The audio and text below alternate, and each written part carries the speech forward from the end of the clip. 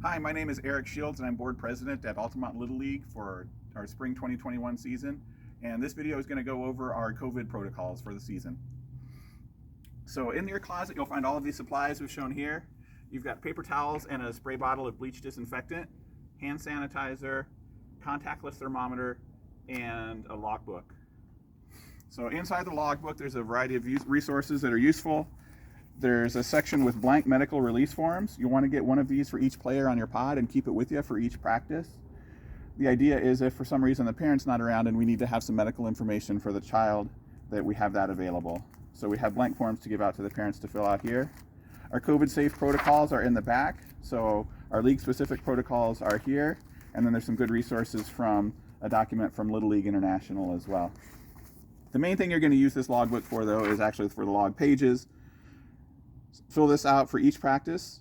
The date is here, and we need to record the log for every player and coach who's on the field. So you fill out the first column with whoever is being evaluated. Whoever is doing the evaluation is in the second column. And then you ask, have they had a fever, yes or do they have a fever, yes or no? And we'll check that with the temperature, with the thermometer. And if they do have a high temperature higher than 100, record it in the final column. If they have a cough, yes or no? Have they experienced a loss of smell and or taste? Have they experienced a shortness of breath, or have they had close contact with somebody known to have COVID-19? And if they've answered yes to any of those, we need to have them leave the field. They're not able to practice. With the thermometers, last summer, we found that when the weather was really hot, we did find that sometimes players would drive to the field in a hot car. They sometimes would pull their hats low on their head, and they would come onto the field and they would have a temperature of like 101, even though they hadn't previously had a temperature that day or they're feeling fine.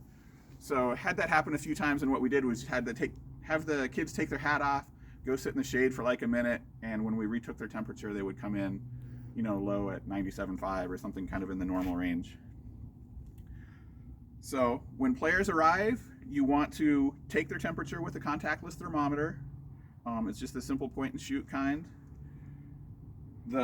Record their information in the logbook and give them some hand sanitizer to sanitize their hands. Make sure and leave the hand sanitizer out so kids have it available, and make sure to offer it to them regularly throughout practice as well. And you can use the spray bottle and the paper towels to wipe down and disinfect commonly touched surfaces.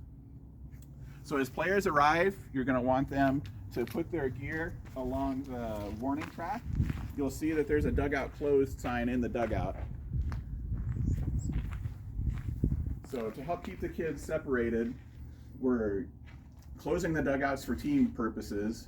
Now, if you have a player who is injured or having first aid or just needs to take a break for health reasons or something, they can definitely come sit in the dugout. But we just want to make sure that teams are not gathering in groups inside the dugout. So instead, we're going to have the teams put their equipment along the fence, along the warning track, get the kids to space their gear out 6 feet. Everybody's going to need to bring their own water or drink. And so the idea is that when you have kids go get a drink, that they're getting a drink, but they're still 6 feet separate from their teammates.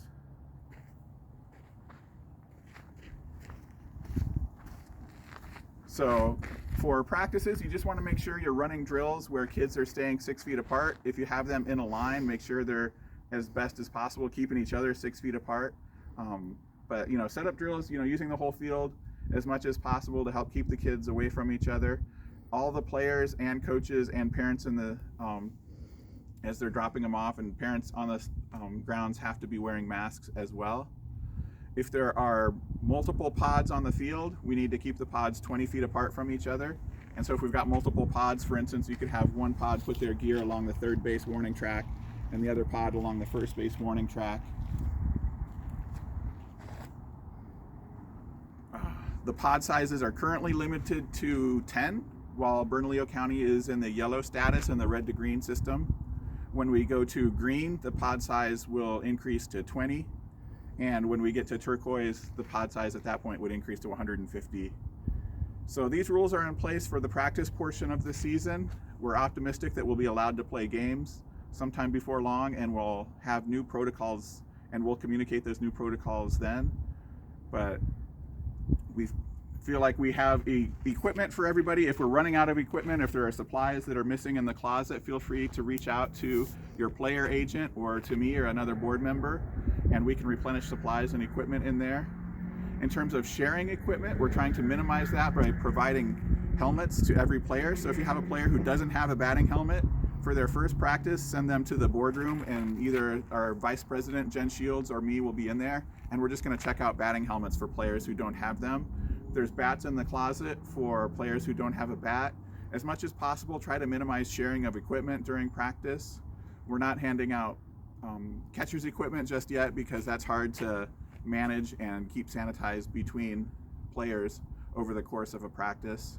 But just try to follow kind of the basic sense rules, common sense rules that we've all come to know over the last year. If you have any questions about our protocols or any suggestions for things we could be doing better, feel free to reach out to me or another board member. And if you have questions that I can't answer, I'll go to our safety protocol officer, Gwen McMurray. So other than that, thank you again for managing this season or coaching. We appreciate the help, and have a great season. Thank you.